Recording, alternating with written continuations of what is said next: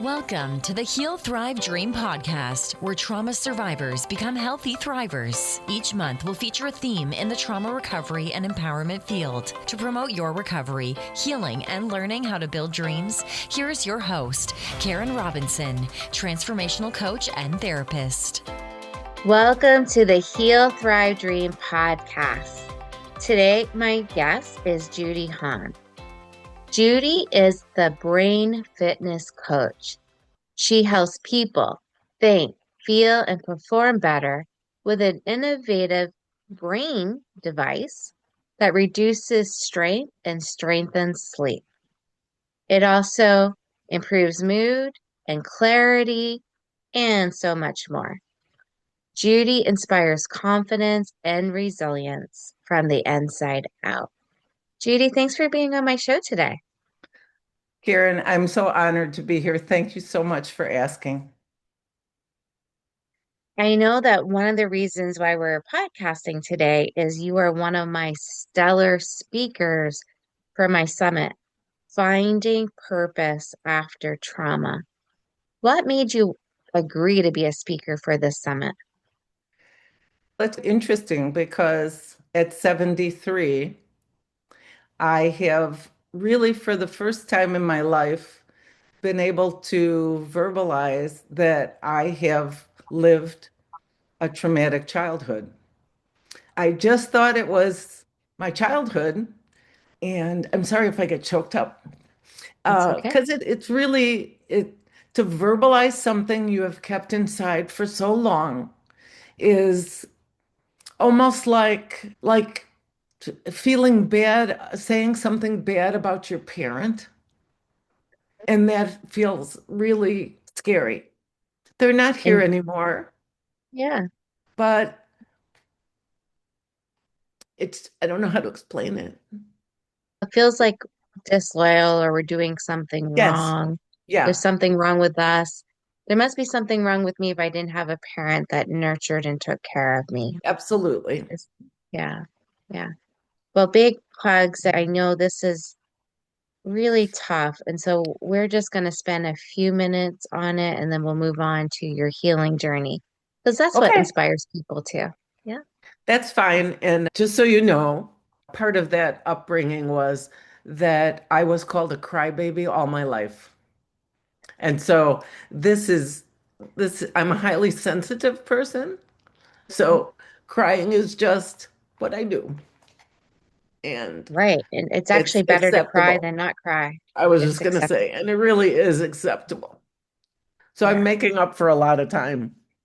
And I'm glad. And actually, trauma survivors more often than not, are highly sensitive people. And we get shamed for that too. And there's so many strengths with being a highly sensitive person. I don't know if you know that, but there's a lot of strengths with it. Our compassion we have in oodles. So it's better to be Yeah. compassionate than not. Okay. No, I totally agree. If you, comfortable is not the right word, but if you're willing, is there maybe one incident with your mom that you feel ready to share? We'll just do one for today. Something she said or did that really bothered or hurt you. I can give you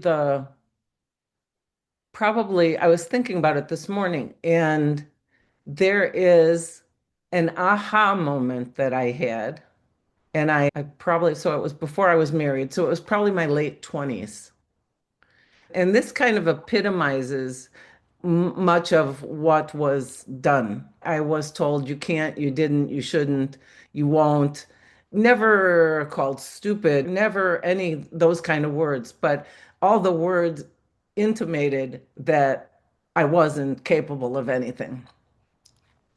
And this is bizarre, but I had gone to my mom and dad's house because my grandma had a stroke. And every Wednesday I went to their house, had dinner, and then I would go spend an hour with my grandma at the nursing home.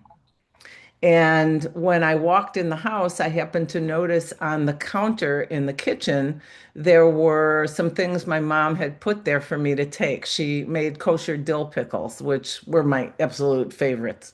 And so she had a couple of jars of them, and so she had some other things for me to take.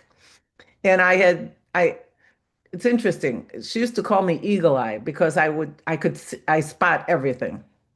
And so when I came in, I had noticed it. And while she was cooking, and the bizarre part about it is, I remember exactly what she was cooking. She was standing facing the wall at the stovetop, excuse me, making sautéing almonds for string bean almondine. I'm 73. Why I remember that? Not quite sure.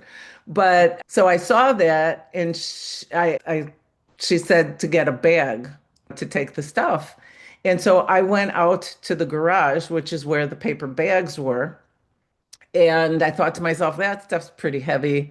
So I grabbed a double bag and I walked back into the house, and the door closed to the garage. And without my mother ever turning away from the stove, she said, "You didn't get a double bag. You should have gotten a double bag. You really needed a double bag because everything is so heavy."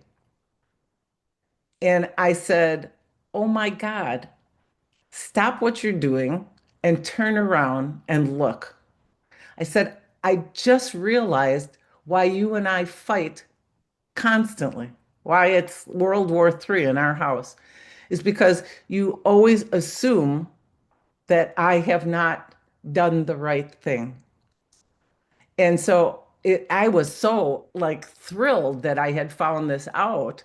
And this, if I was late 20s and the worst started when I was around 12, this was going to change my life. And I said, "Here's what I'm thinking. If you would think a moment before you say something to me, we might not fight so much." I said, "If perchance you had said to me, 'Did you get a double bag?' it would have been a completely different conversation." And I was ready to scream at her like usual because she had accused me of doing, obviously, not doing what the right thing was.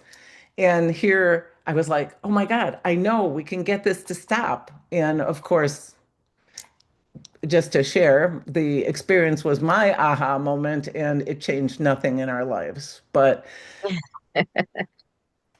Because we can't change other people, right? yeah, Yeah. And for clarification for the audience, is basically implying about our mom that her mom was highly critical and emotionally insensitive, or sometimes downright emotionally abusive at times. Is that fair to say, Judy? I would say yes. It was not a physical abuse, it was a verbal and emotional abuse. Correct. Yeah. The thing I think it's important for the audience to maybe know is that your ancestry is Jewish. And so what we know about Jewish people too, there's a lot of transgenerational trauma, epigenic. So you were born into a family where you were already exposed to a lot of trauma, complex trauma in your lineage, right? So that has impacted you as well over the years. Fair to say? Yeah, I'm not sure about, yes, there were, yes, I agree. And my father was born in Vienna, but they came to the United States when it was very early. It was 1923. Somehow my grandfather felt like it was the thing to do. My my mother's father was born in Belarus in Russia, but her mom was actually born in Chicago in like 1898. I think the other thing, as far as trauma in their lives, has to do with living through World War II and living through the Depression. All of that seems to also have created some sort of underlying trauma. And now, if it's okay, I would love to pivot to your lifelong healing journey because I know you have a lot in common with me and with other survivors where we've had this thirst and this push to do everything personal development. Do you want to talk about that a little bit? Yeah, I'm not so sure that I think in my later teen years that personal development was more intriguing as far as astrology and learning about who I was that way. And it wasn't really until, and I haven't thought about that question, but I can tell you that I know that once I was married, I definitely was searching for something, reading things like Wayne Dyer and Louise Hay. Just my middle name, if somebody could give me a middle name other than what I have, is Curiosity. Yeah. I happen to be a person who I'm like that squirrel thing, something really oh, maybe I'll do that. Ooh, maybe I'll do that. So there's a lot of that in my reading, a lot of different things. And when I think it was probably 1988, 1989. I had been, well, before that, it was even Tony Robbins. So it was, now that I'm thinking of it intentionally, there was a lot of interest in personal development. But about that time, I had heard about it was called brain entrainment. It was some of it was affirmations, some of it was subliminal conversations, some of it was binaural beats, different kinds of modalities. And usually each thing I did had one or maybe two modalities to it that would help a person be better. Because I knew I wasn't a happy person. I had been put on antidepressants when I was 16. So rather than find out what was really wrong, that was the answer. And I knew that my self-esteem was, I didn't know those things as logical definitions. I just knew inherently that something was lacking or I needed help in some way. And so I was intrigued by these programs and by these devices. And so I started to use them. The one of the very first ones was called Centerpoint. And it was a whole series of different kinds Okay. of subliminal. I And have then that. Yep. the last piece of that was when you got to record yourself so that what you were actually listening to subliminally was you telling yourself all these great things. And so I have to say, I'm not an affirmation girl. I really am not. I'm not going to stand in front of the mirror and go, I am this, I am that, because that's not, it doesn't work for me. But I will say that knowing the negativity that I grew up with and the beating down of who I was changed as soon as I started to work with these programs. And I realized that there was something magic about working with the brain and that it wasn't a thing at the time because neuroplasticity is really a fairly new concept from what we have. Right. But I knew that if I tried these things, somehow they were going to help me, and they did. So I really know that I became a very much more positive. It wasn't always that I became really positive about my self-worth or my self-esteem. That took a very long time. But I started feeling better about myself in the world. And little by little, those programs and devices that I used helped me be who I am and start to take a different route in my life and I've never had a path. My sister was the science person. She knew what she wanted to do. I'm like that curiosity person. I did art, I did French, I did international business, I did it. I'm a learner. And this was part of the learning. And so I also then eventually went into some Reiki. I went into healing touch.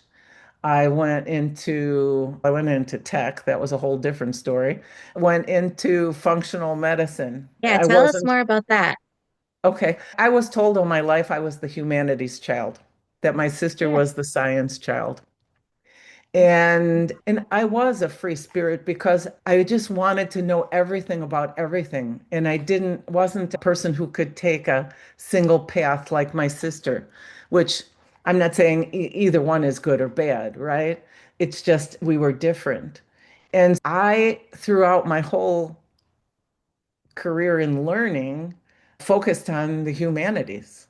I have a master's degree in French language and literature of the 18th and 19th centuries. I have a minor in Spanish and art. So it was always focused that way. But I also moved from Chicago, where I was in international business, to Milwaukee, which was an hour and a half away and probably still doesn't have any international business. And so I was like, now what am I going to do? What skills do I have? And because I've been such a learner and in my own way, I've taught people since I was 16. I started in the art department at our Jewish community center. And I've always, whatever knowledge, I glean that knowledge so that I can then share it with other people because it's just, I think it's amazing to be able to share information with people and see what happens when they learn something they knew nothing about. They don't have to focus on it for the rest of their lives, but it's, oh, I didn't know that. There I was in Milwaukee, and I saw an ad for a computer instructor. I had worked in a computer store for a year before I left Chicago because I got upset with the French guy I was working for, who was not a nice guy. And I was like, French, you can all go suck an egg. And it was fascinating. I was my dad's son.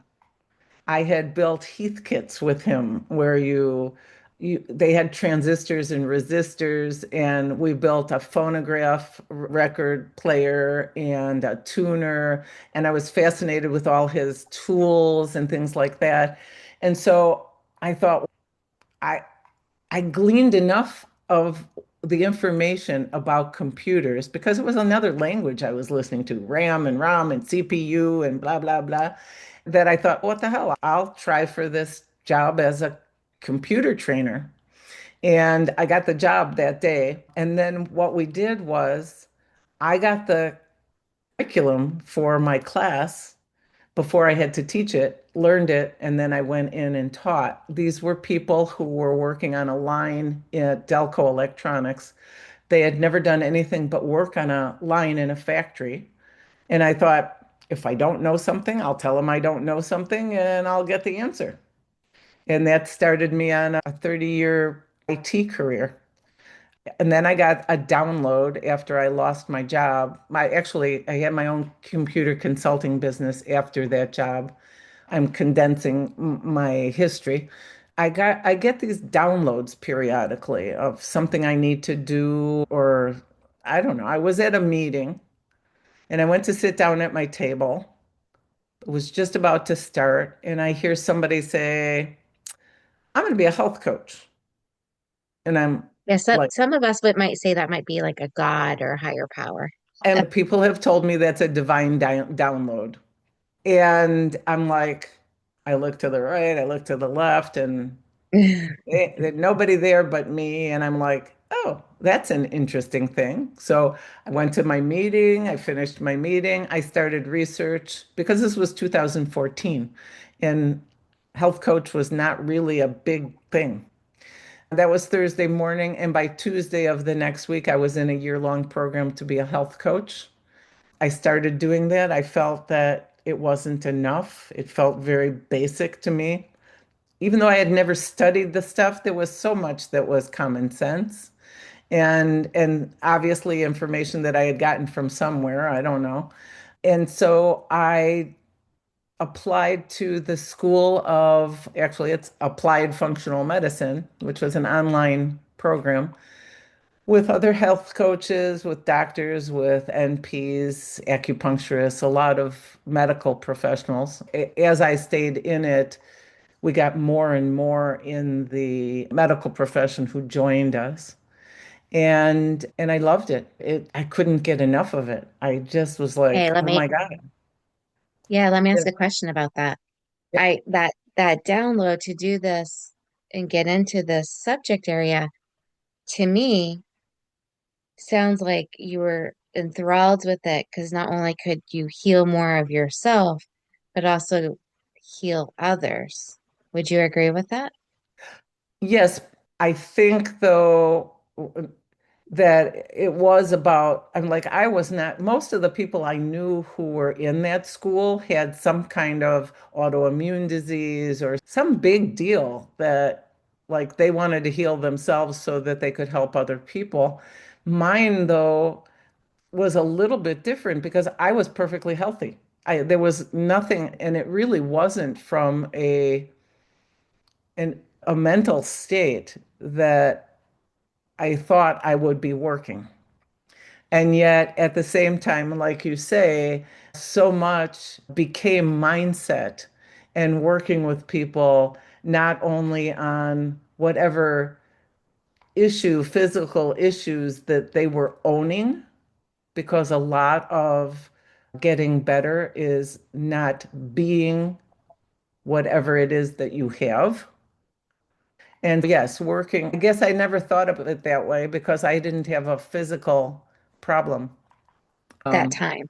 yeah, my physical problem came a year ago, October. But yes, and then I also went to the Academy of Functional Wellness, which was insane because I learned more about blood work and I could look at blood work and analyze it probably better than any doctor could because they weren't taught what we were taught. So for me, it was, again, it was that same kind of curiosity, being using deductive reasoning. And this was like, I don't even know how to describe it, but you have to realize all my life I was told that science was not me at all. And now all of a sudden, everything that I had been told and believed about myself, I was like, I know you're gone, Mom, but guess what? Here I am. Look at me. And so I did that for almost 8 years. And I did that until I had two dogs at the time, Sophie and Maggie. And Sophie, who was my soul puppy and got me through school, she stayed in the Three Seasons porch with me. We meditated first thing in the morning, and she stayed on the couch in that room with me until I went in, fed her. She came back out. We stayed there. It would be dark out. I'd still be studying because not having any science, I really had to work longer and harder than everybody else. And she got a tumor behind her eye, and she was 14. And this also will choke me up because we dealt with animal communicators, and I told her that I would not subject her to any probing or anything else. And she said that she would stay in her body as long as I could manage her pain. So at that moment, I decided that I was feeling that I wanted my clients to be healthier than they wanted to be. Yeah. And that at 70 years old, I wanted to have more joy in my life. And so I told my husband I was closing my business at that time so I could spend whatever time Sophie had with her. And she and I stayed on the floor in the family room for 3.5 weeks until I had to transition her.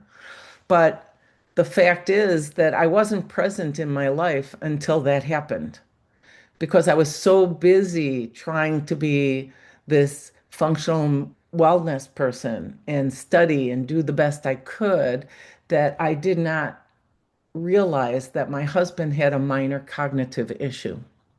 And I did find that out when Sophie and I were on the floor. And so that kind of brings me back, if it's okay if I continue, Yeah. Because I to think you're leading where I want you to go anyway. okay, to Yeah. how I came to what I do today. Yeah. Because even though Mm. I had been doing all this brain entrainment and brain work for 37 years, I really didn't have anything to offer my husband to now help him. And I was panic stricken. At 70, I was like, oh, like realizing this, I was like, oh my God, my life's over. I took care of Mm. Nana. I took care of mom. I took care of dad.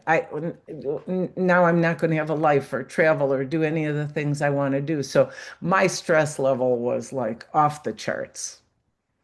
And I decided at that moment that I was going to live in peace and joy. And so I started working on, it's called Abraham Hicks. I went back Mhm. to working with that. And about 6 or 8 months later, I got another download. You got to go get on this Zoom. And I picked up my computer, went out to the Three Seas, and my husband's like, "Where are you going?" I'm like, "I don't know. I'm supposed to get on a Zoom." 'Cause I really learned to lean into those downloads. I don't know how many I've had in my life that I ignored, but now it was time to listen. And when I got on the Zoom, it was actually in progress. But the first thing I heard was brain fitness device. And I just knew I was in the right place. And then I heard about the gentleman who created it and his mission to better a billion brains. And I got goosebumps and I was like, I'm done. I'm down. I'm done. This is it. I'm going to do this. And so that is one of the, that's my really how I got into the thing that I do that gives me the most purpose is to help people. And just to give you an aside, my husband uses this device 3 times a day, and it wasn't a fast change, but these wonderful little changes have come about since that would have been end of August of 23. I pretty much have him back. I tell you how many things I forget. It he uses it 3 times a day and it makes a difference. And so I talk to people about it all the time whenever I can, whatever it's such a multifaceted device that there's almost no one who can't benefit from it. And so I search Agree. out and I try to find people or I hope that I attract people who have this need because I don't want to be in anybody's face, but I do want to help as many people as I can. I feel the same way about what I do. Yeah. And I will say that I'm one of the people who's purchased this device that Judy deals, right? Deals is not the right word. I work with it Judy because promotes. when someone purchases this device from me, they get me. Yeah. So And I'll just share that the big benefit I have with using it. sure. There's many, but the biggest one is just so much better sleep. Oh yeah.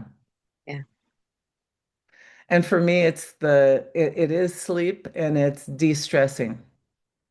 Yeah. Yeah, can I share one experience that I had recently with it? Sure.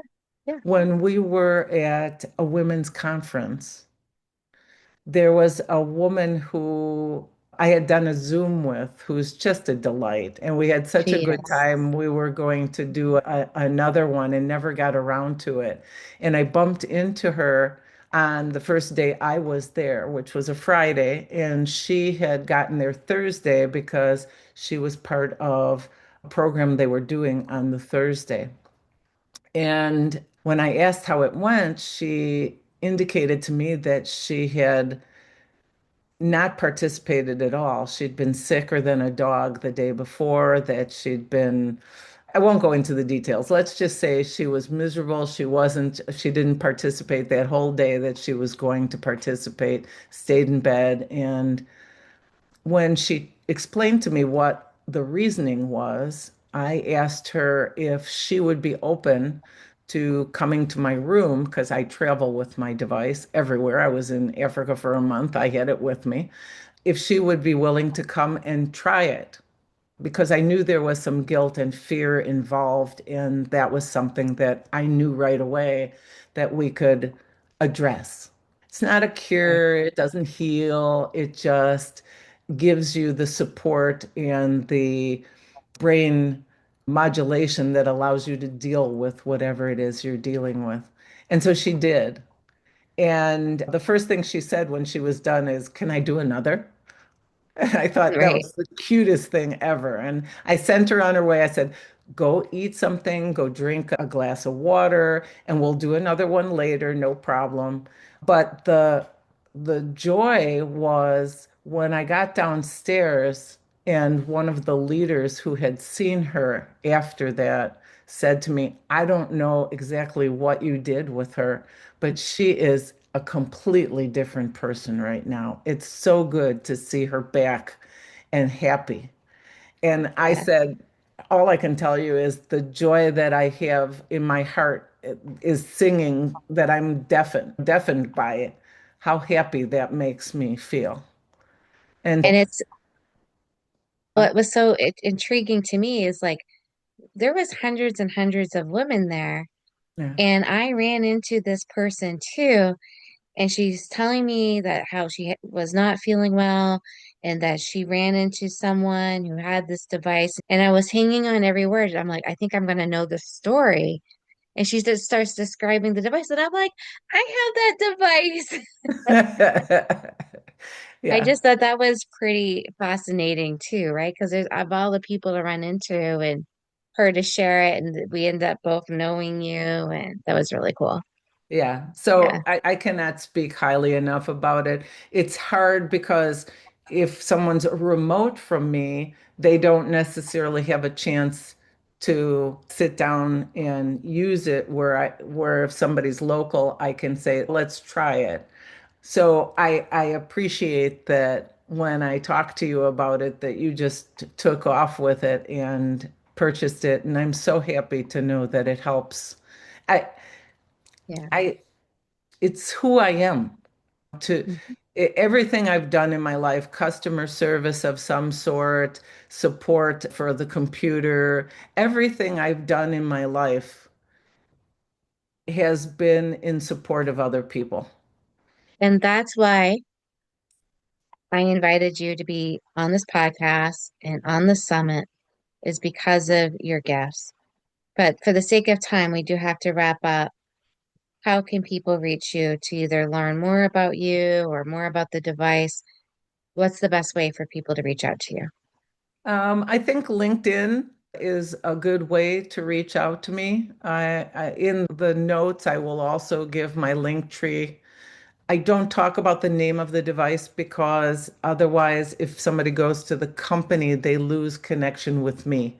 And because my Right. support of people is so important to me, I I'll put a link in to be able to purchase the device or to get a 30-day free trial for the app because that can give you some good insight into whether that will work for you. The only thing I ask is if you do that, contact me so that I can actually help you identify what to use on the app that's best for you in particular. Thank you, Judy, so much for your expertise, sharing your personal story, and just being here today. I really appreciate you. I it I appreciate and I'm so honored to have been asked by you, Karen. It makes me very happy to know that I can share something with a lot of people that can help them and make their lives better. Thank you for listening in today. Please join us next week, same day and time. Also, I would love for you to check out my website, healthrivedream.com.